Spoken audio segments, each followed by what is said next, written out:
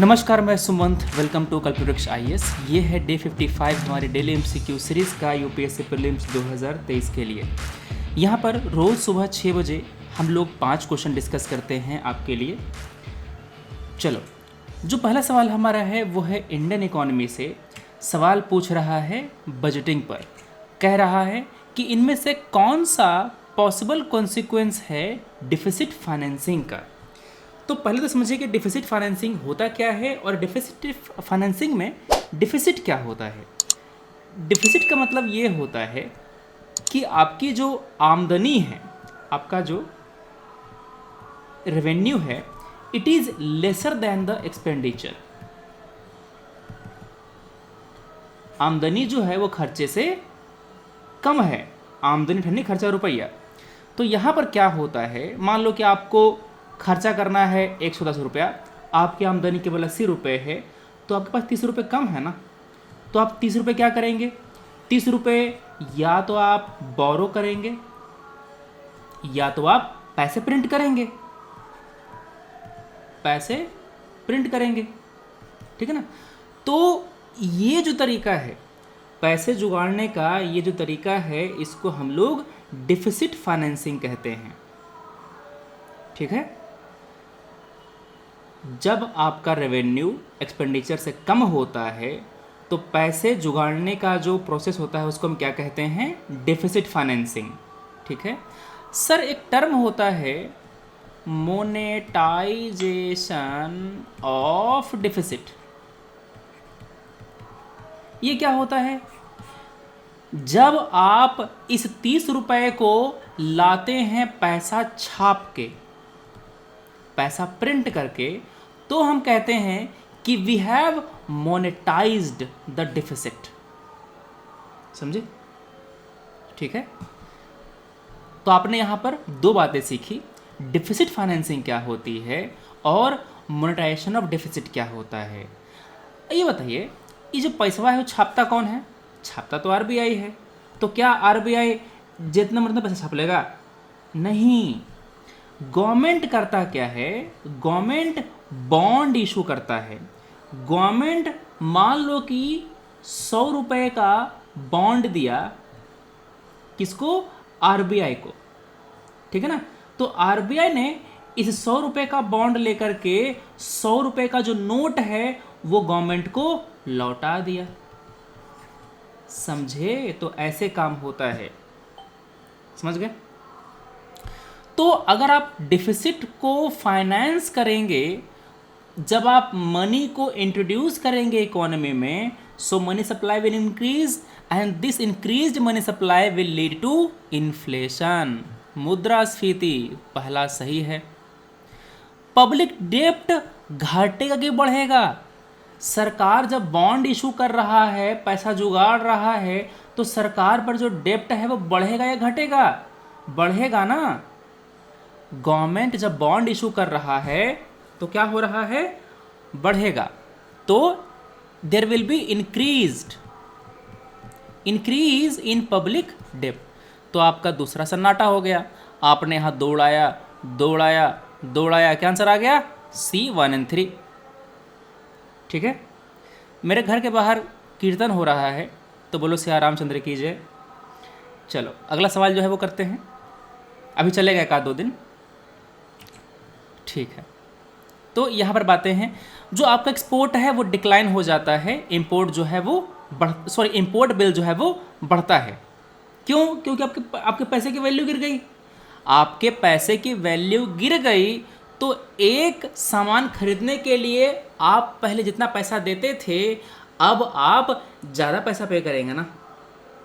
Apple का iPhone लेने के लिए पहले आप जितना पैसा देते थे, अब आप उससे ज़्यादा पैसा देंगे ना, क्योंकि आपके रुपए की वैल्यू गिर गई। समझ गए बात? हाँ। अगला सवाल है उदय योजना के बारे में। उदय का फुल फॉर्म है उज्ज्वल डिस्कॉम एश्योरेंस योजना। मोटा मोटी बात यह है, सरकार को उदय नाम रखना था। अब उदय नाम रखना है तो बनाना पड़ेगा नाम, तो उसने शॉर्ट फॉर्म को इस तरह से बना दिया। अरे कई सारा नाम ऐसे रखे गए हैं ना, तुम देखोगे तो क्या ही कहें। तो वैसे जैसे कि उज्ज्वला है तो कुछ भी नाम रख देते, मतलब उन्होंने शॉर्ट फॉर्म चुन रखा होता है पहले से, ठीक है। अब उसमें उसको एडजस्ट करना है तो फिर एडजस्ट करते हैं वही तोड़ मरोड़ के नाम। ये जो उदय स्कीम है ये इसलिए बनाया गया था क्योंकि जो पावर डिस्ट्रीब्यूशन कंपनीज हैं, देखो एक होता है पावर प्लांट जो बिजली बनाता है, ठीक है ना, एक होता है पावर डिस्ट्रीब्यूशन कंपनीज जो बिजली बनाने वाले प्लांट से बिजली खरीद करके ग्राहकों को देता है, ठीक है। जैसे कि हमारे साउथ बिहार में, गया में साउथ बिहार डिस्ट्रीब्यूशन कंपनी है, ठीक है। तो वो बिजली घर जो है ना वहाँ से बिजली खरीद करके ग्राहकों को देता है। अब समस्या ये है कि ये जो डिस्ट्रीब्यूशन कंपनी है इसने बिजली खरीदी पावर प्लांट से, ग्राहक को दिया, अब ग्राहक ने टोका मार दिया, बिजली बिल जमा नहीं किया, तो लॉस किसको होगा? जो डिस्कॉम कंपनीज हैं उनको होगा, जो पावर डिस्ट्रीब्यूशन कंपनी उनको होगा। इसी कारण से जो डिस्कॉम्स हैं ये लॉस में चले जा रहे थे। तो सरकार ने क्या किया कि इन डिस्कॉम को रिवाइव करने के लिए ये स्कीम लॉन्च करी। सर ये जो पावर डिस्कॉम जो डिस्ट्रीब्यूशन कंपनी है लॉस में जाएगा तो क्या हो जाएगा? अगर डिस्ट्रीब्यूशन कंपनी लॉस में जाएगी तो पावर प्लांट से वो बिजली कम खरीदेगी, पैसा उसके पास है नहीं, जनता को बिजली कम मिलेगा, बिजली कट होगा, ये समस्या होती थी। तो यहाँ पर जो उदय स्कीम का ऑब्जेक्टिव क्या था? जो रिन्यूएबल एनर्जी है इसको डेवलप करना। कैसे डेवलप करेंगे मालिक? एक स्कीम लाई गई जहाँ पर ग्राहकों के घर में जो सोलर पैनल है वो लगाया गया और ये कहा गया कि आपके पास जो सरप्लस बिजली बनेगी उसको हम खरीद लेंगे। दूसरा, जो जनरेशन ऑफ पावर है उसका जो कॉस्ट है वो कम करना, एनर्जी इफिशियंसी को बढ़ाना, कंजर्वेशन करना, ये सभी ऑब्जेक्टिव थे उदय स्कीम के। तो 1, 2 एंड 3 जो है वो करेक्ट आंसर है, D will be the correct answer, ठीक है। ये स्कीम था मिनिस्ट्री ऑफ पावर का जिसको लॉन्च किया गया था 2015 में। अगला स्कीम है painting of Bodhisattva Padmapani is one of the most famous and ये पेंटिंग कहाँ पे है? जो ये पेंटिंग है ना पद्मपाणि वाले बोधिसत्व की, ये बनी हुई है अजंता की गुफाओं में। यहाँ पर जो बोधिसत्व हैं वो हाथ में कमल लेकर के, मतलब जो पद्म है कमल है वो लेकर के खड़े हैं त्रिभंग मुद्रा में। त्रिभंग मुद्रा पता है क्या होता है? तुमने कभी देखा है कृष्ण भगवान को बांसुरी बजाते हुए? गर्दन इधर, कमर इधर होता है ना, ठीक है। तो उसको हम कहते हैं त्रिभंग पोज। सिर इधर है, दिखाता हूँ मैं फोटो आपको कैसे होते हैं।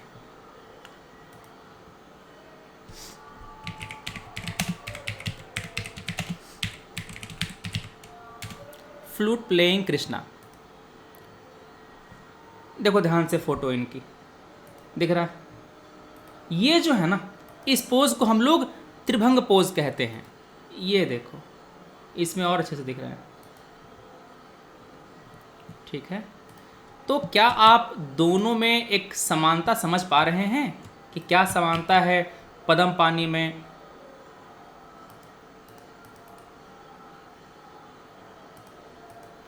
क्या समानता है पद्मपाणि में और कृष्ण जी यहाँ पर, ठीक है ना। दोनों जो है वो त्रिभंग पोज में हैं, दोनों जो हैं वो त्रिभंग पोज में हैं। क्लियर है? हाँ, तो ये बातें हो गई। तो ये कहाँ पर मिलता है? ये आपको गुफा अजंता की है वो वहाँ पर मिलता है। हाँ, जो पद्मपाणि उनका सिर इस तरफ है, ऐसे ऐसे ऐसे गया है, मतलब कि ऐसे ऐसे ऐसे गया है, और जो कृष्ण जी हैं उनका इस तरह से गया है, ऐसे, ठीक है। मतलब कि जो शरीर है वो दो जगह से मुड़ा हुआ है, ठीक है। अगला जो क्वेश्चन है कह रहा है कि इनमें से कहाँ कहाँ मिनिएचर पेंटिंग से संबंधित हैं? मालवा, तंजमौर, पाला, बूंदी, ठीक है। इनमें से जो मालवा, तंजौर, पाला, बूंदी है चारों के चारों संबंधित हैं मिनिएचर पेंटिंग से। तो 1, 2 and 3, 4 D will be the correct answer. जो CCRT की साइट है वहाँ पर डिटेल में दिया गया है इस पेंटिंग के बारे में। ये पेंटिंग छोटी सी हुआ करती थी, मेनली जो किताब वगैरह होते थे ना उनके लिए बनाई गई थी। जैसे कि जो मुगल एरा है, मुगल पेंटिंग है, वो बहुत ही बढ़िया एग्जाम्पल है मिनिएचर पेंटिंग का, ठीक है। अगला सवाल है, एक धार्मिक डिनोमिनेशन मस्ट सेटिस्फाई इनमें से कौन सा condition to exercise freedom to manage धार्मिक affair under article 26। Supreme Court ने 3 कंडीशन रखी है कि जो भी धार्मिक डिनोमिनेशन में 3 कंडीशन होगी वो एंजॉय कर पाएगा आर्टिकल 26 फ्रीडम टू मैनेज धार्मिक अफेयर। वो 3 कंडीशन कौन कौन से हैं?